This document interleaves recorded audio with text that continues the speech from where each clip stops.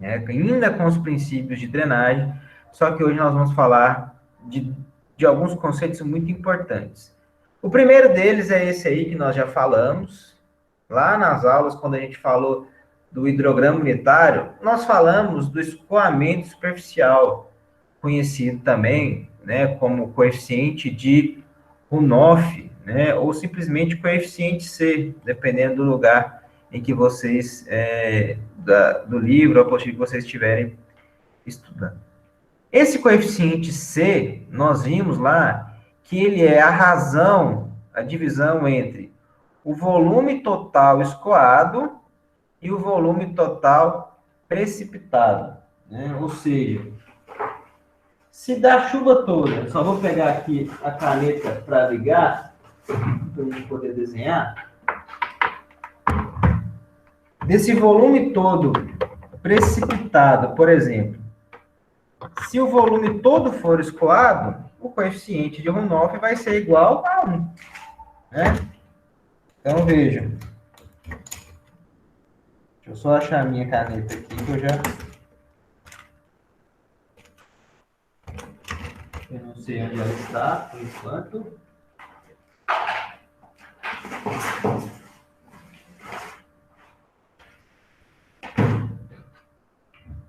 Achei. Bom, então vamos lá. Se este coeficiente C aqui, ó, pessoal, ele for igual a 1, o que significa? Significa que o volume total escoado é igual ao volume total que precipitado, ou seja, este é igual a este. Ou seja, não teve interceptação, não teve infiltração. Quer dizer que toda a água da chuva, ela acabou virando escoamento superficial. Então, este coeficiente, ele vai ser muito importante.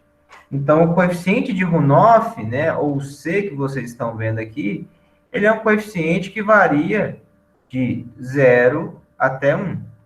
De modo que, quanto mais próximo de 1, mais, nesse caso, mais impermeabilizado é a bacia. Mais impermeabilizado é a bacia. Vou até abreviar. Ou seja, é mais concreto, mais asfalto, menos infiltração. E quanto mais próximo de 0, quer dizer que ocorre maior infiltração. Isso é muito importante, né, porque nós vamos ter que determinar este coeficiente de Runoff. Então, vejam, nós vimos, né, isso já, que sobre esse coeficiente de Runoff, mostramos como que calcula ele a partir do hidrograma. Né? O ideal é que a gente tivesse esse hidrograma para o rio que nós estamos estudando. Como a gente viu na aula passada, nós não temos este hidrograma na maioria das vezes. O que nós vamos fazer é transformar chuva em vazão. E para transformar chuva em vazão, eu preciso saber dessa vazão quanto que infiltra, para daí sim calcular quanto dessa chuva realmente vira vazão. Então, na verdade, nós não vamos calcular o coeficiente de Runoff, né, o coeficiente C, lá como a gente fez no hidrograma. Nós vamos fazer o quê? Assumir o coeficiente C. Eu vou mostrar para vocês aqui como que se determina esse coeficiente de várias formas. Então, vejam que este coeficiente ele vai nos mostrar duas coisas. Como que a gente transforma chuva em vazão? Considerando que o escoamento superficial ele pode ser de uma forma intensa, como vocês estão vendo aqui na primeira figura, ó, isso é a partir de uma chuva intensa. Então, é um escoamento que corre sobre a superfície, por isso que se chama superficial. Mas também a gente não pode deixar de considerar, né, na verdade avaliar, que os rios são escoamento superficial. Então, o coeficiente de Runoff, o escoamento superficial, ele existe mesmo quando não tem chuva, tá? Então, o rio lá, durante a seca, se ele está fluindo, ele é escoamento superficial. E nós vimos que esse coeficiente ele é tirado desse hidrograma, como a gente viu nas aulas passadas. Bom, então nós vimos que esse é o nosso famoso coeficiente de Runoff, coeficiente de escoamento superficial, ou simplesmente C. coeficiente C, existem essas várias nomenclaturas. Bom, e ele é muito importante, como eu falei para vocês. Aqui eu coloco duas situações. A primeira, um terreno com uma cobertura natural. Vejam que dos 100%, considerando aqui, ó, um terreno de cobertura vegetal natural, veja que a gente tem aqui, ó, considerando a infiltração nas camadas mais finas do solo e a percolação ou infiltração profunda, nós temos aí 25, 25, 50% de infiltração. Temos que uma boa parte dessa água, ela é interceptada e evapotranspira, ou seja, retorna à atmosfera por forma de vapor 40%. Em resumo, em uma superfície com cobertura natural, nós temos aí 10% do volume precipitado vira escoamento. Ou seja, nesse caso, nós temos aqui ó, um coeficiente de escoamento da ordem de 0,1. Ou seja, o que significa ter um coeficiente de 0,1? Significa que 10% da água que chove vira escoamento superficial. Quando a gente passa para uma área muito urbanizada, que é a figura de baixo, veja o que acontece. A percolação que antes era 50%, 25, 25, aqui ela passa a ser 15%. Bom, professor, para onde que vai então o restante da água? Veja que a evapotranspiração, ela também diminui. A gente diminui a vegetação. Basicamente, essa parcela que vocês viram lá na hidrologia, que é a evaporação mais a transpiração, ela vai se concentrar na evaporação, que é a primeira parte. Contudo, né, como a superfície está mais viabilizada, agora nós temos um escoamento superficial da ordem de 55%. Ou seja, o C aqui nesse caso vale 0,55. Significa que 55% da água que precipita ou da chuva vira escoamento superficial. E esse escoamento superficial vai para onde, pessoal? Ele vai para o rio mais próximo, vai para os afluentes mais próximos, que vai para os cursos d'água de mais dimensões e por aí vai. Então vejam que é um efeito cascata aqui. Modificar o uso e ocupação do solo vai modificar a forma como a água escoa na bacia. Então, no final das contas, o que nós vamos fazer? Ó? Chuva, sempre vai ter chuva em uma bacia. Mesmo ela sendo menos frequente ou mais frequente, nós vamos ter chuva. Chuva relacionado a uma área, uma bacia rural ou a uma bacia urbanizada, ela pode produzir uma inundação ou um escoamento superficial concentrado. Então, a gente pode ter estes dois efeitos, né? A gente pode ter, no caso, uma situação como essa aqui, se tivermos uma chuva concentrada com uma condição de impermeabilização do solo. E isso aqui, por exemplo, né, esse efeito de inundações pode ocorrer em poucos minutos.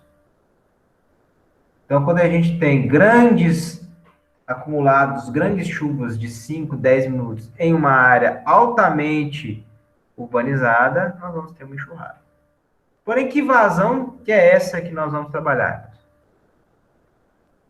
Antes de entrar nos conceitos de vazão, eu vou apresentar alguns conceitos básicos para vocês. O primeiro deles, né, e vem muito de encontro com o coeficiente de escoamento superficial, é o que a gente chama de precipitação efetiva, ou de precipitação excedente, que recebe esse conceito aí de PF, né? Precipitação efetiva. Em resumo, é medida da altura da chuva caída que provoca o escoamento superficial. Bom, ela se refere a um determinado intervalo de tempo de duração da chuva. Na prática, qual que é, ao grosso modo, né? E aí eu vou mostrar pela forma a quantidade de chuva que realmente vira escoamento superficial, né? É isso que eu estou falando aqui. Ela é definida pela fórmula do volume total escoado sobre a área. O volume total escoado sobre a área é minha precipitação efetiva. Na verdade, de toda a chuva precipitada, o que é a minha precipitação efetiva, né? Qual que é a parcela da chuva que realmente vira escoamento superficial? Então, pensem, por exemplo, se o coeficiente de runoff, né, no caso, ele é 1, né, se C é igual a 1, quer dizer o quê? Que toda a chuva que cair ali, ela vai virar escoamento superficial. Então, por exemplo, se for uma chuva de 10 milímetros, com um coeficiente de runoff igual a 1, quer dizer que a precipitação efetiva, ela vale quanto? Ela vai valer 1 para aquela área. Desculpem, ela vai valer também 10 milímetros. Por quê? Se o coeficiente é 1, quer dizer que toda a precipitação que chover naquela região, ela vira escoamento superficial. Então veja que antes eu falei, né, do coeficiente de runoff como sendo uma relação do que infiltra e do que escoa. A precipitação efetiva já é em que sentido? Olha, se choveu 10 milímetros, esses 10 milímetros vão virar chuva porque a bacia é totalmente permeabilizada e seu coeficiente é igual a 1. De modo que, por exemplo, se esse coeficiente agora não for mais 1, né, ele for, deixa eu apagar aqui, 0,5, ele for, por exemplo, 0,5, quanto que vai valer a precipitação efetiva nesse caso? Aí a precipitação efetiva vai ser o quê? Metade. Por quê? Porque metade já infiltrou. Então seria 5 milímetros. O que eu quero dizer com isso? Eu quero dizer o seguinte: olha, fulano, dos 10 milímetros de chuva, apenas 5 milímetros dessa chuva vão virar escoamento superficial. Então vejam aqui. Agora eu já sei o quanto da chuva vira escoamento superficial. Então, por exemplo, eu posso pegar uma chuva total de 100 milímetros e falar, olha, a precipitação efetiva é 50.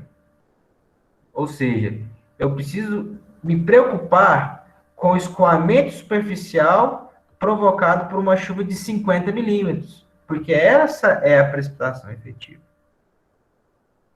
Ou seja, o que efetivamente vira escoamento superficial é a precipitação excedente ou precipitação efetiva. Qualquer dúvida, pessoal, podem questionar aí no áudio ou fazer pergunta no chat. A gente explica de novo. Bom, então vejam como é que funciona isso aqui, né? Nós temos, né, um escoamento superficial. Em resumo, o que acontece, né? Em um primeiro momento, a chuva ela vai interceptar obstáculos. Esses obstáculos podem ser árvores ou edifícios, e elas vão ficar restritas nesses obstáculos, né, pelo menos uma parte, que pode posteriormente se evaporar. Uma parte pode atingir o solo. Da parte que atinge o solo, ela pode infiltrar, que é o que acontece em primeiro momento. Ela pode ficar retida em alguma superfície, em alguma depressão natural do terreno, que é esse segundo ponto. Ou ela pode escoar superficialmente. O que interessa para nós em gestão de águas pluviais e drenagem urbana? É este cara aqui, que é o coeficiente, né, ou tanto que escoa, que é o coeficiente de escoamento superficial. Bom, esse coeficiente, eles vão variar de uma chuva para outra. E aí vai entrar dois conceitos importantíssimos que nós já vimos, né? Na verdade, três. O I, que é a intensidade da chuva, que é em milímetros por hora. Ou seja, quanto mais intensa, quanto mais forte for a chuva, pior. Mais água e menos tempo. E o tempo de duração da chuva.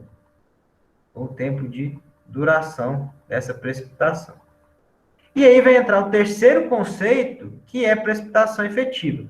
Quando a gente está falando de intensidade e duração da chuva, nós estamos falando só da característica da chuva. Agora, quando a gente fala em precipitação efetiva, eu já estou falando da bacia. Se a bacia for muito impermeabilizada, a maior parte dessa chuva vira escoamento. Então, eu já estou relacionando aqui não só a chuva, mas sim o uso do solo, mas sim não, junto com o uso do solo na bacia.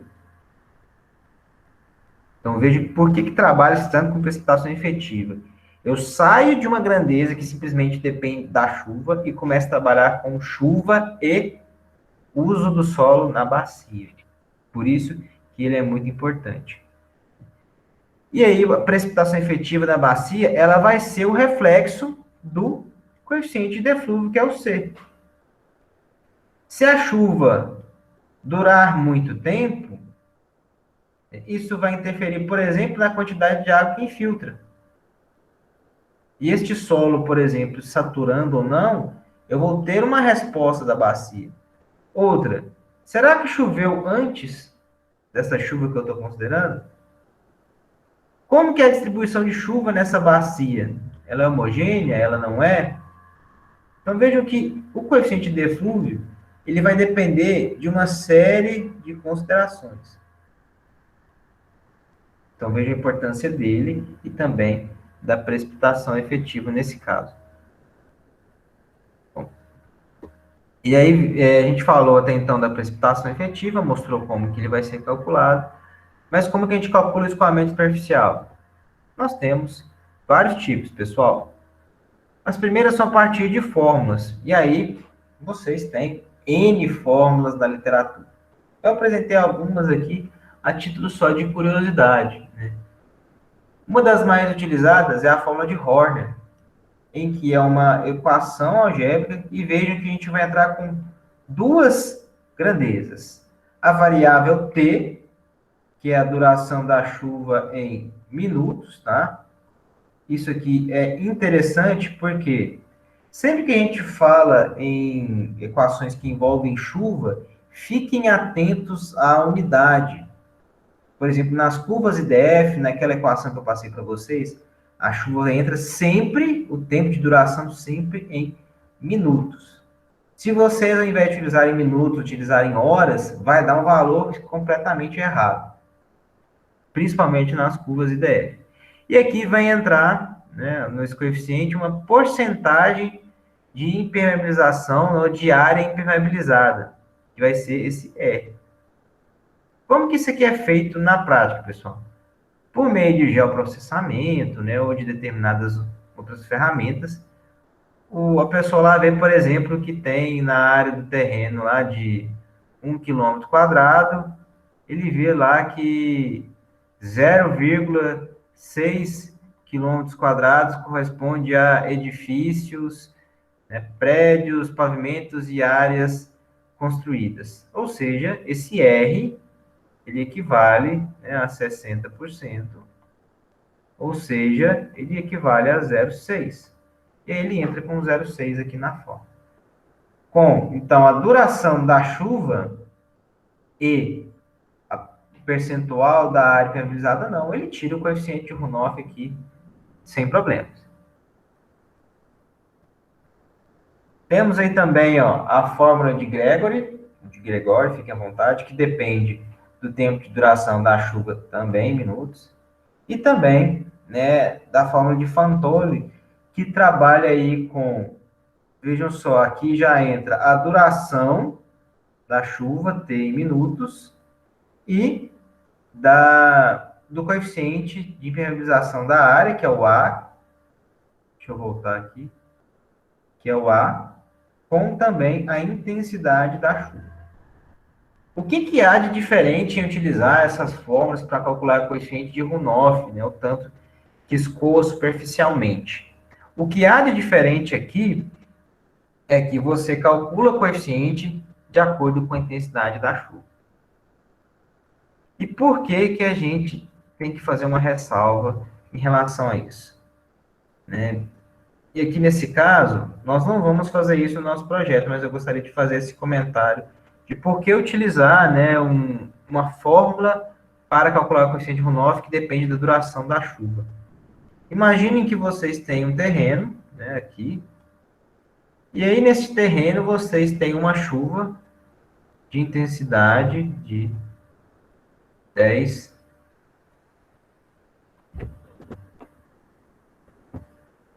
Acabei um errinho aqui.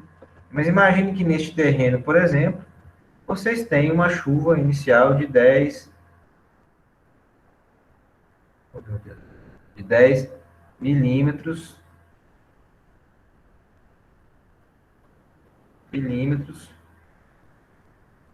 gente, 10 milímetros por hora, por exemplo. Então, vocês vão ter, né, uma chuva de intensidade relativamente fraca. O que vai acontecer quando essa chuva impactar o solo? Como a chuva é muito fraca, vai ter tempo, por exemplo, para essa água infiltrar sem a geração de escoamento superficial. Agora, imaginem que neste mesmo... Aí que Né, entra o processo de erosão lá, sim, né, o processo de erosão pode por conta entrar. dessa infiltração excessiva. Então, o processo de infiltração de erosão, ele está relacionado também à exposição do terreno, tá? Então, se o material, se o solo for suscetível a uma erosão, no caso subterrânea, você pode ter erosão por um processo de infiltração. Agora, se for um escoamento superficial concentrado, você pode ter um processo de erosão superficial que vai formar ravina. O que acontece aqui na erosão é a intensidade que, no caso, em vez de 10, por exemplo, ela é de 100 milímetros por hora. Ou seja, uma intensidade alta, muito grande. O solo é como se fosse um pano, gente, nesse caso. Esse pano, vou usar esse aqui para mostrar para vocês, ó, ele tem essa dimensão, por exemplo, né? Então, imagine que esse aqui é o solo e aqui está chovendo 10 milímetros por hora nessa área. O que acontece? 10 milímetros aqui é uma coisa. Agora, imagine 100 milímetros aqui. Vai dar tempo para que toda essa água infiltre aqui no terreno da mesma forma que estava aqui, se infiltrando? Não vai ter jeito. Ou seja, essa água, ela não vai conseguir, é como se o solo fosse um coador que tem a borda limitada. É muita água de uma vez, então ela não consegue Não, infiltrar. Então ela vai começar a acumular aqui na superfície e é onde vai gerar o escoamento superficial concentrado. E isso vai escoar para os rios. Então, o que é o diferencial quando você calcula o coeficiente de no runoff? processo de infiltração é milímetros, né? Aí no de vazão é metros por segundo. Olha só, vamos fazer aqui então eu acho que está gerando uma dúvida entre o que é precipitação e o que é vazão. Tá? Vejam só, sempre que a gente fala em chuva, a gente fala em milímetros, né? Então, deixa eu sair aqui que eu vou até abrir um desenho em branco aqui para a gente poder explorar isso melhor. Sempre que nós falamos em chuva, nós falamos em milímetros. Nós falamos então que choveu, por exemplo, vamos pôr aqui 20 milímetros. Então, por exemplo, uma chuva, né, uma precipitação de 20 milímetros. Então, quando vocês olham, por exemplo, vamos colocar aqui em Rio Verde, choveu 20 milímetros nas últimas 24 horas. Então, isso aqui, eu falei que em 24 horas, choveu 20 milímetros. Porém, o que, que a maioria acha, né, ou acredita que seja a precipitação? A precipitação, a maioria acredita que seja, por exemplo, em relação à área, que seja, por exemplo, 20 milímetros em 1 metro quadrado. Porém, gente, o que, que acontece? Esse tipo de conceito, ele é errado.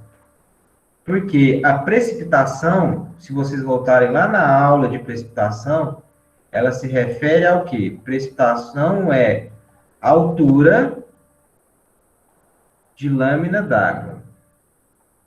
Professor, o que, que significa isso? Altura de lâmina d'água. Quer dizer que, após uma chuva, por exemplo, desses 20 milímetros que estão aqui, se eu colocar um copo americano, depois da chuva, e vir com uma régua aqui e medir a altura aqui, o que, que acontece? Essa altura será igual a 20 milímetros. Se eu tiver uma bacia aqui, e depois dessa mesma chuva de 20 milímetros, eu vier com uma régua aqui dentro da bacia e medir essa altura, isso também será igual a 20 milímetros. Ou seja, o conceito de precipitação, ele não tem nada a ver com a área. É como se toda a água que tivesse chovido, ela ainda tivesse na superfície do terreno, ela não tivesse ido para lugar nenhum. Então, se tivesse uma superfície totalmente permeabilizada depois da chuva, fosse com uma régua, e medisse, eu ia ver uma altura de água que ficou sobre essa superfície. O que, que acontece? A partir do momento em que esta chuva entra em contato com o solo, ela vai começar a ter o quê? Quando ela entrar no solo, que a gente pode ter ideia, ela vai infiltrar. E essa infiltração, a gente sabe que ela vai acontecer em meio poroso. O solo, ele é um meio poroso. Então, a partir daqui, a infiltração, ou seja, né, a quantidade de água por espaço começa a ter interferência. Então, aqui começa a entrar dois conceitos importantes quando a gente fala de infiltração. A quantidade de água que entra aqui. Então, isso é importante, né? A quantidade.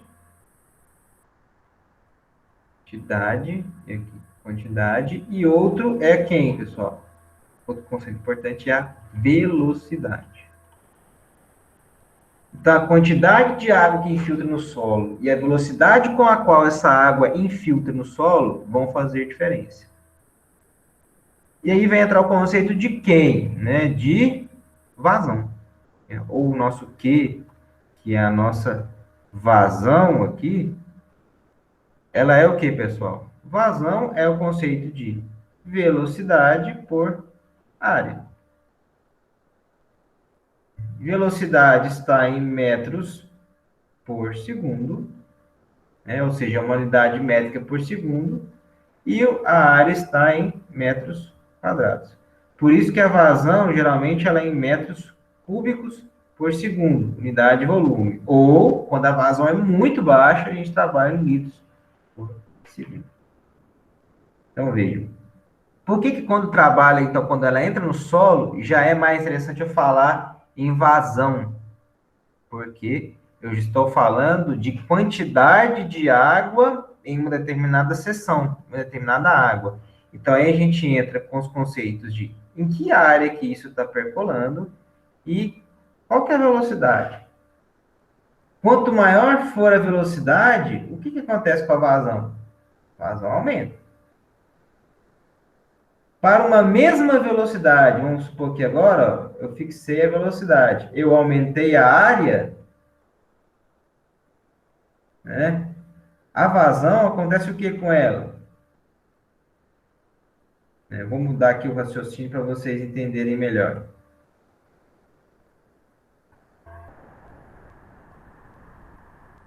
Se a gente tem, por exemplo, aqui, ó, vazão, vou voltando, velocidade por área. Se a gente tem uma determinada seção, pense num tubo. um diâmetro fixo em que, né, eu tenho uma determinada, vou colocar aqui para vocês entenderem. Eu tenho um tubo de PVC aqui e tenho água aqui dentro, escoando aqui nesse sentido de velocidade. Se esta água que está aqui está escoando aqui com essa velocidade, eu venho aqui, por exemplo, e faço o quê? Eu vou vir aqui e alargar um pouco esse tubo.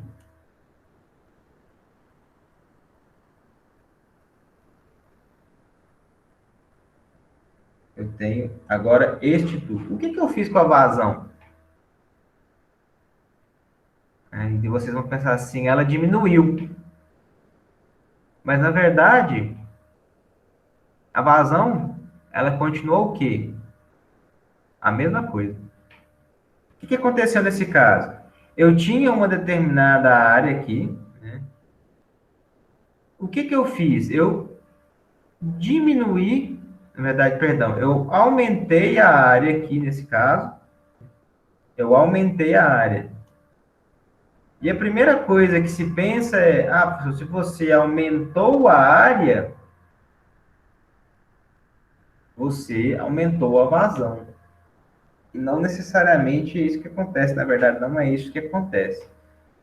Como a vazão é uma grandeza que, nesse caso, é constante, quem vai mudar é a velocidade. Então, esse tubo, ele continua o quê? Cheio de água aqui em seu interior, só que agora a velocidade é menor. Então, é esse que é o conceito de vazão. Se, por exemplo, chegar mais água aqui nesse tubo, o que acontece com a vazão? Vamos pensar o seguinte. Agora eu vou fazer uma relação inversa. Aqui eu mexi na área. O que acontece aqui no caso, pessoal? A área está muito relacionada com a quantidade de água que vai chegar. Então, vejam só. Vazão é velocidade por área. O que acontece aqui? Eu vou manter a mesma área, então eu tenho uma vazão aqui. E o que acontece se chegar o dobro de quantidade de água que chegava aqui antes? O que vai acontecer é que, como tem muito mais água numa mesma seção, quem vai mudar agora não é a área, porque ela vai ser a mesma. Quem vai mudar agora vai ser a velocidade. Como a vazão é uma grandeza constante aqui, o tubo vai ter a mesma dimensão, o que vai acontecer é que, como chega mais água, a velocidade vai aumentar. E isso vai acontecer aonde? No solo. Na hora que a chuva impactar o solo e começar a infiltrar, se começar a chegar muita água, ela vai infiltrar cada vez mais rápido. Só que o solo, o que acontece? Ele vai saturando, né? Todos os seus vazios vão sendo preenchidos por água. A hora que o solo todo ficar saturado, ela vai começar a acumular na superfície e vai escoar superficialmente. Aí, nesses dois casos, a área começa a fazer diferença. O componente volume também começa a fazer diferença. Então, a gente começa a trabalhar em metro cúbico por segundo. O que nós estamos fazendo aqui nestes casos é o quê? Nós estamos simplesmente pegando uma chuva que está em milímetros, é uma chuva aqui que está em, sei lá, 1 milímetro, 2 milímetros, 50 milímetros, e a partir do momento em que ela impacta o solo, nós estamos transformando ela em escoamento em metros cúbicos por segundo. É isso que nós estamos fazendo. Então, não confundam. Nós estamos transformando chuva em vazão. Alguma dúvida em relação a isso ainda?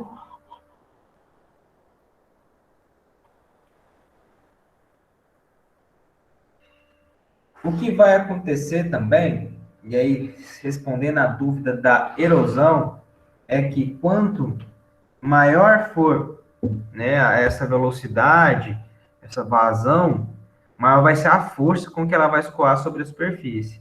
E aí que a erosão vai ganhar destaque, né? É isso que vai acontecer. Se alguém tiver mais alguma dúvida, a gente volta e explica isso novamente.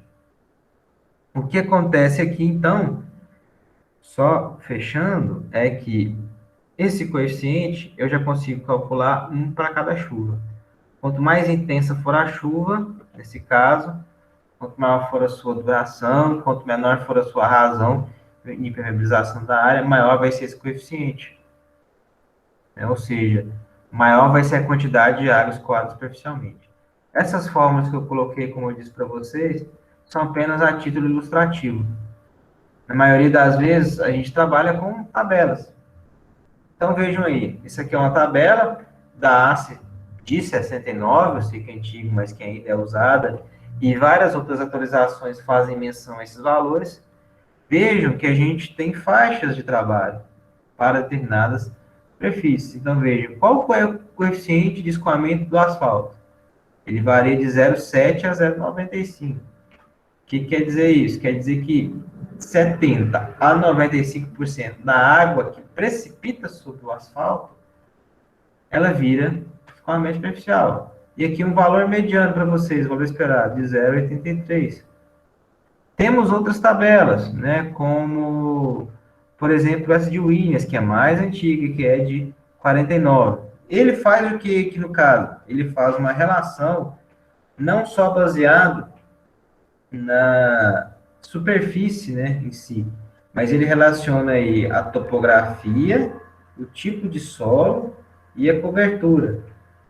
E aí, no final, ele considera, né, que o coeficiente C ele é igual a 1 mais C'1, que seria o C' do fator topografia, o C'2, que seria do solo, e o C'3 para a cobertura. Esta tabela aqui é para bacias rurais, tá? Por isso que ela é simplificada assim. Temos também uma outra planilha que é elaborada pela Prefeitura de São Paulo. Então, vejam, ela coloca assim, edificação muito densa. O que é uma edificação muito densa? Parte central, densamente construída de uma cidade com ruas e calçadas pavimentadas. Esse coeficiente varia de 0,70 a 0,95, com valor médio aqui na casa do 0,83 ou 0,85. Professor, qual que é o uso aqui? Isso depende muito do tipo de projeto, né, que você tem, de qual perfil projetista você é. Se você é uma pessoa mais conservadora, né, você acha que toda essa água dessa bacia vai para o curso d'água principal, você trabalha com o pior cenário. Qual que é o pior cenário nesse caso? O pior cenário é considerar que toda a água vai para a bacia. Então, seria o quem aqui? Seria o 0,95. Aqui eu estou falando que 95% da água que chove vai para o curso d'água principal, né? Ou seja, vai inundar o curso d'água principal. Não, eu acho esse valor demasiado, muito alto. Vou trabalhar com valor mediano, 0,85, por exemplo. Isso é uma escolha do projetista. Mas vejam que aqui, o simples tipo de uso do solo, ele já te dá uma faixa muito boa para você trabalhar. Isso impede, por exemplo, que a sua área seja densamente ocupada, como aqui, e você trabalhar com esse outro índice, que é o de edificações com superfícies livres, e aí você vai estar trabalhando com 0,25, 0,50. Então, ele já te dá uma ideia de qual coeficiente você deve adotar.